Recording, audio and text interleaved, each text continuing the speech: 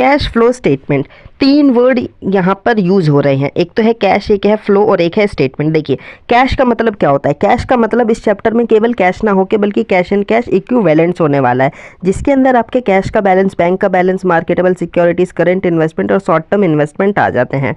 ठीक। Flow, flow का मतलब क्या होता है, फ्लो का मतलब होता है चेंज, इनफ्लो का मतलब होता है आना, आउटफ्लो का मतलब होता है जाना। जब कभी कैश आपके पास आएगा यानी कि कंपनी के पास आएगा तो उसे बोलेंगे कैश इनफ्लो, और जब कभी कंपनी के पास से पैसा जाएगा तो उसे बोलेंगे कैश आउटफ्लो। ठीक। अब इसी इनफ्लो और आउटफ्लो को, कैश के इनफ्लो और आउटफ्लो को जब कभी कंपनी रिकॉर्ड करेगी और जहां पर भी रिकॉर्ड करेगी उसे, जिस स्टेटमेंट में रिकॉर्ड करेगी उसी को बोल देते हैं हम कैश फ्लो स्टेटमेंट। अब कैश फ्लो स्टेटमेंट के यहाँ पे पैसे आने के और पैसे जाने के आपके तीन सोर्स होंगे, एक तो होगा आपका ऑपरेटिंग, एक होगा इन्वेस्टिंग और एक होगा फाइनेंसिंग, और इसी के जरिए हम लोग एक स्टेटमेंट बनाते हैं जिसको बोल देते हैं हम लोग